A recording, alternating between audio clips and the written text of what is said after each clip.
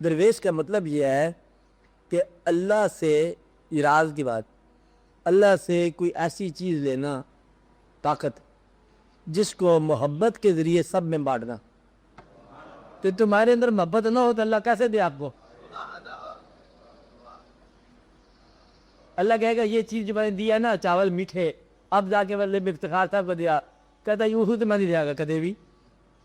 اور اللہ اگر چاہے اس کو دینا تو پھر آپ بھی اس کو دو. اللہ چاہے کہ میں نے کہانی آپ کو سنائی پہلے ایک دفعہ کہ حضرت خواجہ نظام الدین اولیاء جب آپ کا وصال شریف قریب تھا تو رات کا وقت تھا، امیر خسرو مہم پہ گئے ہوئے تھے. تو آپ نے رات کو ذرا تنہائی میں 12 بجے کے بعد یاد کیا امیر ہے، امیر خسرو محبوب تھے نا. تو حضرت نصیر الدین چراغ دہلی بار تھے، انہوں نے کہا جی امیر تو نہیں ہے، نصیر حاضر ہے. پھر اعلان کیا کچھ عرصے کے بعد امیر ہے، انہوں نے کہا جی غلام نصیر حاضر ہے. تیسرے پھر اعلان کیا، پھر بھی جواب آیا. تو وہاں وہ بولے ہیں کہ نظام چاہے امیر کو اور اللہ چاہے نصیر کو تو میں کیا کروں؟ اور ساری چیز اٹھا کے اس کو دے دی خلافت، اور ساتھ ایک نصیحت کر دی کہ اندر امیر خسرو کا اور میرا خسرو، میرا اس میں ایک جگہ پہ ہوا کرے گا.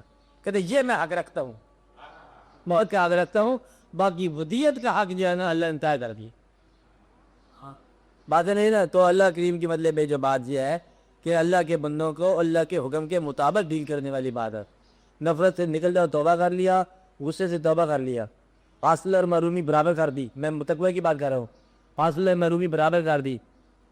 پیسے سے محبت جو ہے نا شرک کا ایک بہت بڑا موٹا حصہ ہے، طاقتور حصہ ہے کہ پیسے سے محبت تقریباً خدا سے محبت کے برابر ہو جاتی ہے. پیسہ آپ کی کام کرتا ہے، کار ساز ہو جاتا ہے. پیسہ عزت کے ذریعے آپ سمجھتے ہو، پیسہ نہ ہو تو آپ غریبی سمجھتے ہو. جو کچھ اللہ سے آپ کو تقاضے ہیں نا وہ سارے تقاضے آپ پیسے سے پورے کرتے ہو. عزت بھی ہے، ذلت بھی ہے، سماج ہے، شہرت ہے، سیاست ہے، اور ضرورت ہے، کار ساز ہے، یہ ساری باتیں آپ سمجھتے ہو. حالانکہ یہ بات عین شرک ہے کہ اللہ ہی آپ کے لیے عزت اور عزت اس کی طرف سے آتی ہے. پیسے سے محبت نہ کرنا، بالکل محبت نہ کرنا. فقیر کے لیے ضروری ہے پیسے کی گنتی بھی نہ کرے، پیسے سے محبت نہ کرے، پیسے سے گنتی نہ کرے، غصہ نہ کرے، نفرت نہ کرے، کسی انسان کا کسی انسان کے سامنے گلہ نہ کرے. بھائی کیونکہ گلہ جو ہے نا یہ اینٹ اٹھا کے آپ پھر رہے ہیں کہ اس کے نام کی جا کے کسی کے سارے پہ دے مارے. تو اچھی بات ہے، گلہ کرنے سے آپ اپنی عبادت کا کچھ حصہ اس آدمی کے نام لگا دیتے ہو جس کا آپ گلہ کر رہے ہو. غیبت نہ کرو، غیبت نہ کرو. اللہ کی ارشاد ہے کہ غیبت اس طرح ہے جس طرح اپنے مردہ بھائی کا گوشت کھانا.